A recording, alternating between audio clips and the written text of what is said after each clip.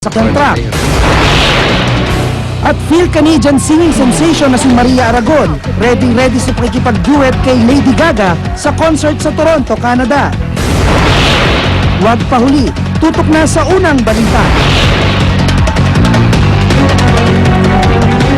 Magandang umaga, narito na mga unang balita.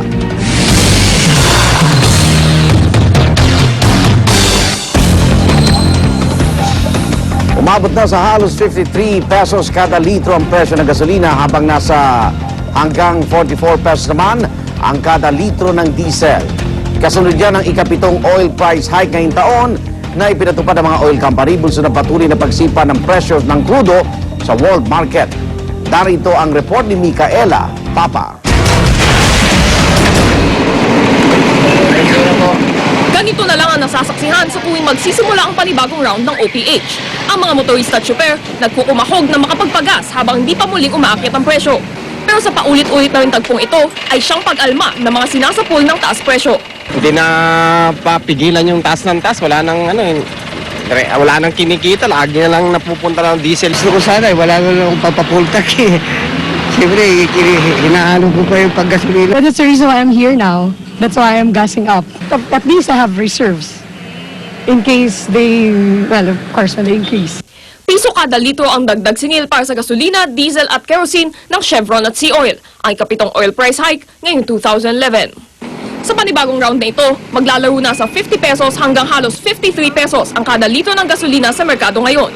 Mahigit 41 pesos hanggang halos 44 pesos naman ang litro ng diesel. Sa kabuuan, nasa 4 pesos at 50 centavos na ang itinaas ng kada litro ng gasolina para sa taong ito, ayon sa Department of Energy.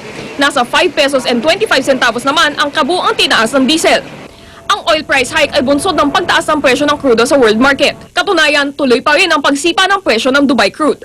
Mula sa $97.54 kada bariles noong Pebrero, umakyat ito sa $109.36 nitong Marso.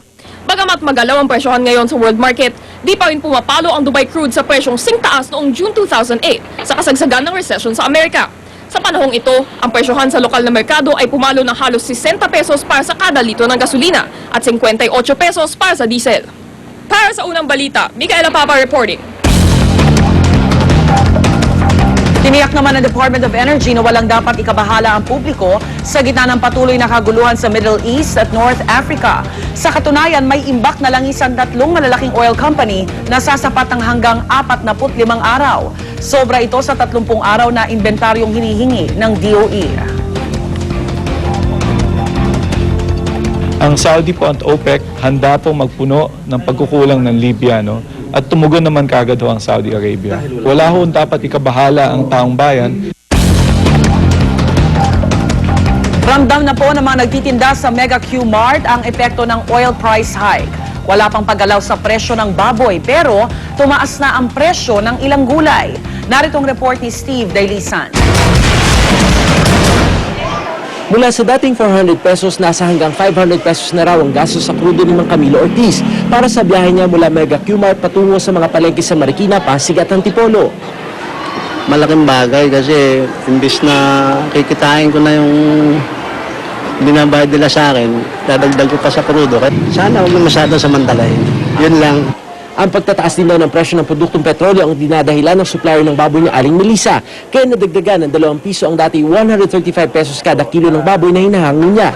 Pero nakapako pa rin ang bentahan niya sa 150 hanggang 160 pesos kada kilo. Kaya daw po, nagtaas na yung gasolina, tsaka sa malayo na sila kumukuha ng baboy. Ayon sa Pangulo ng Hog Raisers Association of the Philippines na si Edwin Chen, nasa 105 hanggang 108 pesos kada kilo pa rin ang farm gate price sa Luzon kasama ang Metro Manila, hanggang 90 pesos naman sa Visayas at Mindanao. Nagmahal na rin ang gulay, mula sa dating 35, 50 pesos na ang kilo ng repolyo, 15 pesos din ang itinaas ng carrots mula sa dating 50 pesos, hanggang 10 piso ang itinaas sa kada kilo ng talong, cauliflower at okra, tig 5 piso naman ang itinaas sa sitaw, kalabasa at pechay. Ayon sa mga tindera ng gulay, hindi raw nila maitodo ang pagtataas dahil wala ring bibili. Oo, sobrang hanga yung tumal, grabe. Parang wala na peratan tao. Akala nila, nagtataas kami ng presyo biglaan. Pero hindi nila naiisip na kaya kami nagtataas kasi mahal yung nakukuha namin. Para sa unang balita, Steve Dailisan reporting.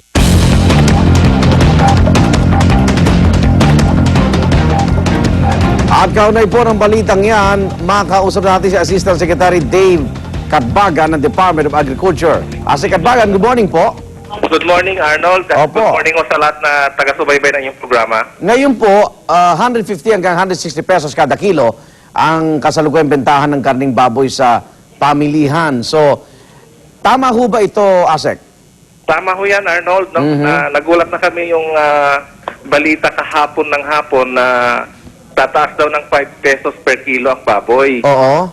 Dahil tumaas yung cost of production nila. Totoo yung tumaas ng cost of production nila pero hindi bumibelo yung presyo. So, naging stable pa rin yung presyo since November last year nga eh. Lumampas tayo ng Pasko, hindi masyadong sumipa. And that is maintained hanggang ngayon po, despite the high cost of production ng mga magbababoy. Kailan ho ito mananatiling stable, Asek? Ang nakikita natin, Arnold, tuloy-tuloy na ho ito. Okay. In fact, baka mababa pa ho yan kasi sa farm gate ngayon 106 lang average, no? Okay. And this is lower by 7 pesos of the same period last year. So kung ibaba pa, tubo pa rin yung nagtitinda niyan? Yung mga magbababoy mismo, nag-aalaga ng baboy, halos break-even na sila yan at kunti na lang kita. Okay. Kaya dapat natin mai-reflect na kung medyo tama lang yung presyo sa farm gate price, yung live na baboy, dapat ma-maintain ho natin yan hanggang sa mga retail prices. Okay, yung ibang agricultural products, manok at baka, kamusta ho yung presyo, Asek? Yung manok ho natin ay sobra-sobra din po, no? In fact, nag-overproduce tayo ng broiler at saka itlog. Ang ginagawa lang ng producers para hindi sila masyadong maligo ay kinakap down, nilolower pa nga nila yung production, no? Okay. Yung manok ko ngayon, nagbumaba rin siya ng mga 5 pesos from last week lang, no? It's from 71, ngayon may 64 na, may 65. Okay. So, ito ay indikasyon na siguro maraming manok. Pangalawa, medyo humihina siguro yung buying capacity ng mga consumers. Okay. Even that being the case, hindi naman umatras yung ating mga producers to ensure na may stability ng supply. Okay, sa gulay, wala tayong makita ang pagbabago? Sa gulay po, sa livestock lang kasi. Oo nga pala, gulay, oo. Sa gulay, medyo may iba tayo. Hindi kasi kung tataas yan, yung iba dyan pakain di ba? Yeah, totoo yun. Kaya tinatanong ko baka yun ang gawing pandahilan ng iba. Mananamantala. Pero at least magandang balita yun, Asek, at bantayan po rin natin, baka meron naman magdahilan na abutin pati gera sa Libya. Tama yun, Arnold. We would be having enough supply in terms of chicken and pork in the next, siguro hanggang tutuloy na Pasko na ito, tuloy-tuloy na ang supply natin. Okay, thank you po. Maraming salamat. Arnold. Maraming salamat po sa inyong taga-subaybay. Good morning, Asek Dave Catbagan po ng Department of Agriculture. Sa ibang balita, gobyerno ng New Zealand nagpaabot na ng pakikiramay sa mga kaanak ng 11 nawawalang Pilipino sa lindol sa Christchurch, New Zealand. Kaya naman minamadali na ng DFA ang pagpapadala ng mga dokumento na gagamiting basehan sa pagkakakilanlan ng mga labi. Naritong report ni Julius Segovia. Today is a day where we as a nation, along with our many friends around the world, mark with a heavy heart and great sadness Retrieval operation at hindi na rescue operation ang gagawing paggalugad sa pagguhong iniwan ng 6.3 magnitude na lindol sa New Zealand noong nakaraang linggo.